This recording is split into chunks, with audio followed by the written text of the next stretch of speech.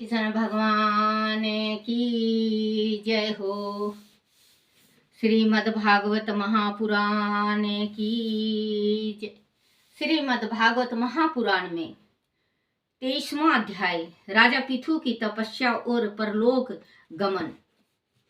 श्री मंत्री जी ने कहा, महाराज पृथु ने अपनी प्रजा की जीविका की पूरी व्यवस्था कर दी। काफी समय बाद जब उनकी उम्र ढलने लगी और वृद्धावस्था निकट आ गई तो राजा पृथु ने राजभार अपने पुत्र को सौंप दिया और अपनी पत्नी सहित वन में तपस्या करने चले गए। विदुर जी वन प्रस्थान आश्रम में रहते हुए उन्होंने कठोर तप की। हर ऋतु के अनुसार खुले में रहकर अनेक कष्टों को सहते हुए उन्होंने घोर तपस्या में अपनी जीवन व्यतीत किया और एक पल के लिए भी श्री हरि की ओर से मुंह नहीं मोड़ा। वह प्रतिदिन धरती पर शयन करते थे और अल्प आहार के अलावा अपना जीवन चलाते थे। तपस्या से उनके कर्म फल नष्ट हो गए और प्राण याम द्वारा उनका मन शुद्ध हो गया। इंद्रियां नियंत्रित हो गई। श्री हरि की अनंत भक्ति से उसके हृदय में वैराग की भावना जागृत हो गई। समस्त मोह और अहंकार नष्ट हो गया। फिर जब उनका अंत काल निकट आया तो वीर वर पृथु ने अपने चित्त को ढूंढता पूर्वक परमात्मा में शीतल कर ब्रह्मा का स्मरण करते हुए शरीर त्याग दिया। ब्राह्मण पृथु की पत्नी अर्चित भी उनके साथ वन को गई थी। वह सुकुमारी थी, फिर भी उन्होंने स्वामी के व्रत और नियम दी का पालन करते हुए उनकी खूब सेवा की थी। उन्होंने भी मुनि वृत्ति के अनुसार ही वन में कंद मूल आदि से जीविका निर्वाह किया था। जब स्वामी का परलोक गमन हो गया तो अर्ची ने धर्म के अनुसार देवताओं की वंदना करके पति चरणों का स्मरण करते हुए अग्नि में प्रवेश किया। परम साध्वी साची को अर्ची को इस प्रकार पति के साथ सती होते देखकर महादेवियों ने आकाश से चिता पर पुष्प वर्षा की। वह परस्पर कहने लगी, वह स्त्री धन है। उसने अपने पति की सेवा उसी प्रकार की जैसे श्री लक्ष्मी जी श्री हरि विष्णु जी की करती हैं। निश्चय ही वह देवी उच्चतर लोकों को प्राप्त करेगी। जो पुरुष और स्त्री इस भूलोक में मानव शरीर पाकर भी मोक्ष के लिए प्रयास नहीं करते और विषय वासना में लिप्त रहते हैं, वह निश्चित ही आत्मघाती हैं। विदुर जी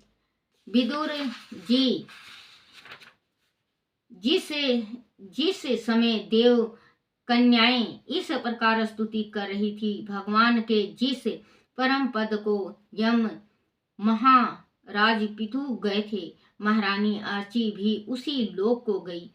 जो पुरुष ऐसे पवित्र चरित्र को श्रद्धा पूर्वक निष्काम भाव से एकग्रचित्त होकर श्रवण करते हैं, वह भगवान श्री हरि के परम धाम को प्राप्त करते हैं। वह चरित्र मनुष्य मात्र का कल्याण करने वाला है और अमंगल दूर करने वाला है। वह धन यश और आयु में वृद्धि करने वाला है। जो राजा विजय के लिए जाते समय इस चरित्र को सुनकर जाता है, उसे निश्चित रूप से विजय प्राप्त होती है और उसे भी वैसे ही भेंट प्राप्त होता है जैसे कि पृथु को प्राप्त होती थी। इस चरित्र को निष्काम भाव से सुनना चाहिए। इससे प्रभु श्री हरि के चरणों में ढूंढ भक्ति उत्पन्न हो जाती है। बोलो श्री कृष्ण भगवान की जय हो। श्री भागवत महापुराण की जय। श्री मद भागवत महापुराण में 24वां अध्याय पितु की वंश परंपरा और प्रचेताओं को भगवान रुद्र का उपदेश। श्री मंत्रे जी ने कहा, विदुर जी, महाराज पितु के बाद उनके पुत्र विजितासौ परम यशस्वी हुए। उनका अपने छोटे भाई पर बड़ा स्नेह था, इसीलिए उन्होंने राजा बनकर उन्हें 4 दिशाओं का लोकपाल बना दिया। विश्वता सौ ने इंद्र से अंतर्ध्यान होने की शक्ति प्राप्त की थी। उनकी पत्नी का नाम शिखंडिनी था। उसे से उन्हें 3 पुत्र प्राप्त हुए। उनके नाम पावमान और सूची थे। विजितासौ को की दूसरी पत्नी नवसवती से उन्हें हविधन नामक पुत्र प्राप्त हुआ। हविधन की पत्नी हविधानी ने वाही गाय, शुक्ल, कृष्ण, सत्य और जित व्रत नाम के 6 पुत्र पैदा किए।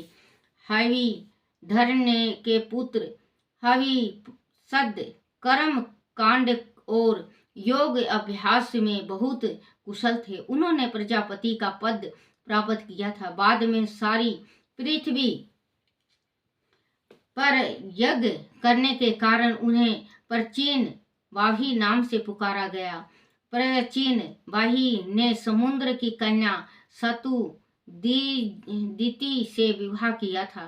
स्वयं अग्नि देव उस कन्या पर मोहित थे। सत्य दूती के गर्भ से प्रचेता नाम के एक ही संस्कार के 10 पुत्र हुए। वह सभी बड़े धर्म ज्ञान थे। श्री हरि के वह परम भक्त थे। संतान प्राप्ति की इच्छा से जब वह समुद्र में तप करने जा रहे थे, तब मार्ग में श्री महादेव जी ने उन्हें दर्शन दिए थे। श्री महादेव जी ने उन्हें जो उपदेश दिया था, वह उसी का जप और पूजन करते थे। उन सभी की क्रियाएं एक जैसी होती थी। विदुर जी ने पूछा, विप्रवर, महादेव जी ने प्रचेताओं को क्या उपदेश दिया? कृपया मुझे बतलाइए। श्री मंत्रे जी ने कहा, विदुर जी, साधु स्वभाव के प्रचेता गण जब तपस्या के लिए पश्चिम दिशा की ओर जा रहे थे, तब मार्ग में उन्होंने एक बड़ा सरोवर समुद्र के समान देखा। उनका जल अत्यंत निर्मल और स्वच्छ था। उनमें नील कमल खिले हुए थे। रंग बिरंगे पक्षी वह चहचहा रहे थे। चारों ओर सुंदर सुंदर वृक्ष की पंक्तियां वह लगी थी और सुंदर लताएं उन पर लहरा रही थी। वह खिले पुष्प पर भौरे गुंजार कर रहे थे। तभी उन्होंने भगवान महादेव जी के अपने अनुचारों के साथ सरोवर से बाहर आते हुए देखा। सहसा उनके दर्शन पाकर प्रचेताओं को बड़ा आश्चर्य हुआ। उन्होंने तत्काल शंकर जी के चरणों में प्रणाम किया। महादेव जी ने भी उन राजकुमारों से कहा, तुम लोग राज प्राचीन वही के पुत्र हो, तुम्हारा कल्याण हो। जो तुम पुरुष भगवान वासुदेव की शरण लेता है, मैं उस पर बड़ा प्रसन्न होता हूँ। तुम्हारे मन की बात मुझे मालूम है, इसीलिए मैं यहाँ आया हूँ। भगवान महादेव जी ने मुस्कुराकर उनकी ओर देखा। देखो, जो व्यक्ति श्रवण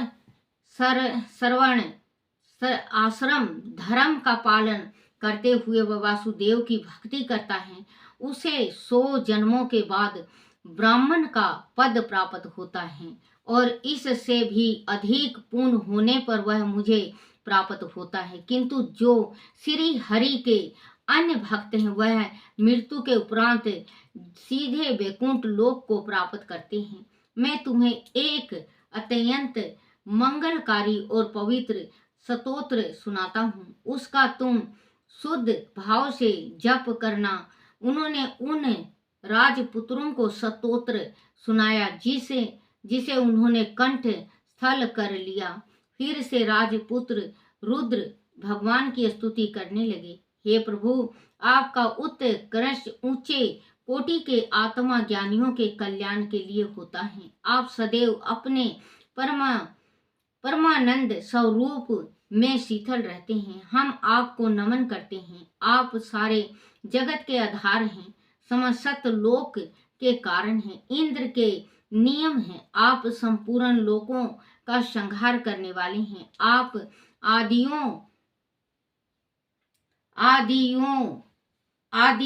योगी हैं। आप सूर्य देव हैं। आप मोक्ष देने वाले हैं। आप पितरों और देवताओं के पोषण सोम हैं। आप तीनों लोकों के प्राण हैं। आप असुतोष महाकाल हैं। आप पूर्ण पुरुष हैं। आप योगेश्वर श्री कृष्ण हैं। आप धर्म रूप हैं। आप तीनों शक्तियों के आश्चर्य हैं। आप अहंकार के आदि कष्ट रुद्र हैं। हम आपको नमन करते हैं। हे प्रभु, हम आपके पीतंबर धारी रूप के दर्शन अभिलाषी हैं। आपके इस रूप के दर्शन देहधारी के लिए अत्यंत दुर्लभ है। निष्काम भक्ति से ही कोई उस रूप के दर्शन कर पाता है। प्रभु, आपके चरण संपूर्ण पापों को हरने वाले हैं। आप ही बड़ा तत्व हैं। आप अपनी माया से अनेक रूप धारण करते हैं। आप ही जगत की रचना, पालन और संहार करते हैं। आप अतीत आदि पुरुष हैं। आप ही तीन गुणों के जनक हैं। आपका तत्व ज्ञान प्रत्यक्ष से नहीं, अनुमान से होता है। भगवान, वह मोहग्रस्त जीवन प्रमादवश हर समय इसी चित्त में रहता है कि अभी तो वह काम करना शेष है। इससे लोभ और मोह की लालसा बढ़ती रहती है। मनुष्य आपके काल स्वरूप को भूलकर सदा मोह में पड़ा रहता है, परंतु आप जो सदैव सजग रहते हैं। हे प्रभु, हमारे मोह को दूर कीजिए। भगवान रुद्र ने कहा, राजकुमार, तुम लोग विशुद्ध भाव से सर्वधर्म का आचरण करते हुए भगवान श्री हरि में चिंतन लगाकर मेरे द्वारा कहे गए स्तोत्र का जाप करते रहो। भगवान तुम्हारा मंगल करेंगे। मैंने तुम्हें योगादेश नाम का स्तोत्र सुनाया है। तुम लोग इसे मन में धारण कर एक ग्रस्त से अभ्यास करो और अपने अंत कारण में शीतल सर्वभूतों में रहने वाले परमात्मा श्री हरि के बार बार स्मरण करते रहो। इस लोक में सब प्रकार से कल्याणकारी मोक्षदायक ज्ञान ही सबसे श्रेष्ठ है। उसके द्वारा जीव भव सागर से पार उतरने में जरा भी विलंब नहीं लगाता। मैंने तुमसे जो स्तोत्र सुनाया है उसका जाप करने से तुम निश्चित रूप से अभीष्ट फल प्राप्त करोगे। बोलो श्री कृष्ण भगवान की जय। श्री कृष्ण गोविंद हरे मुरारी, हे नाथ नारायण वासुदेवाय, हे नाथ नारायण वासुदेवाय, हे नाथ नारायण वासुदेवाय। श्री कृष्ण गोविंद हरे मुरारी, हे नाथ नारायण वासुदेवाय। बोलो श्री कृष्ण भगवान की जय हो।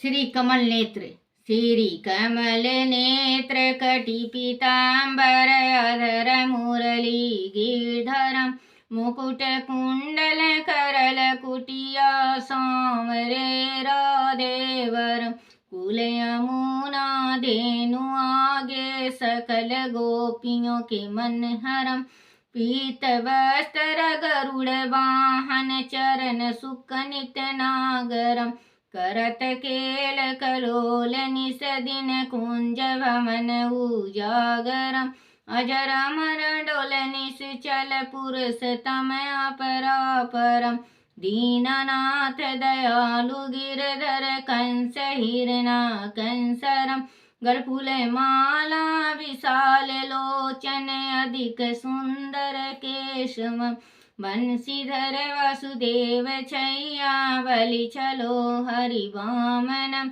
जलडूबत गज राख लीनो लंका छेदो रामन सप्तदीप नौ खंड 14 बमन किन्नरम जी एक पदम द्रौपदी जी की लाज राखी कहाँ लो उपमा उपमा करम दीननाथ दयालु पूरन करुणा में करुणा करम कवि दत्त दास विलास निस दिन नाम जपत निरातरम प्रथम गुरु जी के चरण बंदो यज्ञ ज्ञान प्रकाशितम आदि विष्णु जुगादि ब्रह्मा शिव शिव शंकरम श्री कृष्ण केशो कृष्ण अधुपति केशव श्री राम रघुवर राम राघव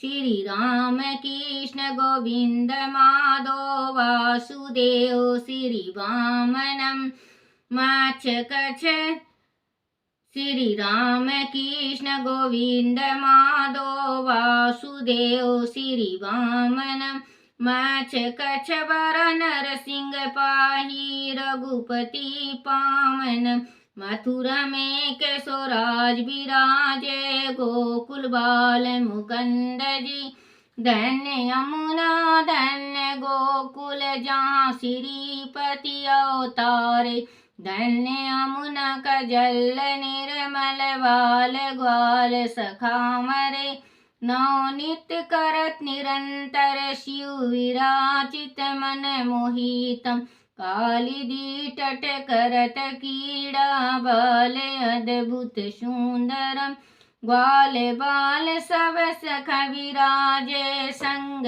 राधे वामनी बंशी वट तट निकट यमुना मुरली की टेर सुहामनी वज्र रघु रघुवंश उत्तम परम राजकुमार जी सीता के पति भक्तन के गति जगत प्राण आधार जी जनक राजा पन को राखो धनुष बाण चढ़ावही सती सीता नाम जग श्री रामचंद्र प्रणाम ही जन्म मथुरा खेल गोकुल नंद के हरि नंदनम बाल लीला पतित पावन देवकी वसुदेवकम श्री कृष्ण कलिमल हरण जाको जो भजे हरि चरण को भक्ति अपनी देहु माधो भक्ति अपनी देहु माधो भव सागर के तरन को जगतनाथ जगदीश स्वामी श्री बद्रीनाथ विश्वाभरम श्री कृष्ण अश पढ़त निस दिन विष्णु लोक जाएगा श्री कमल नेत्र कटि पीतांबर अधर मुरली गिरधरम। बोलो श्री कृष्ण भगवान की जय हो। मेरे कान्हा रे बनवारी रे मेरे। आरती तुलसी जी का। तुलसी महरानी नमो नमो हर की पटरानी नमो नमो मदन तुलसी पुराण तप कीनो, शालिग्राम महापटरानी, जाके पत्र मझीरी कोमल, जाकर पत्र मझीरी कोमल, श्रीपति कमल चरण लिपटानी, तुलसी महारानी नमो नमो। दीप दीप नैवेग आरती, धूप दीप नैवेग आरती, पुष्पन की वर्षा बरसानी, पुष्पन की वर्षा बरसानी, तुलसी महारानी नमो नमो। घर की पटरानी नमो नमो। 56 भोग 3600 व्यंजन, 56 भोग 3600 व्यंजन, बिन तुलसी हरि एक न मानी, बिन तुलसी हरि एक न मानी, तुलसी महारानी नमो नमो।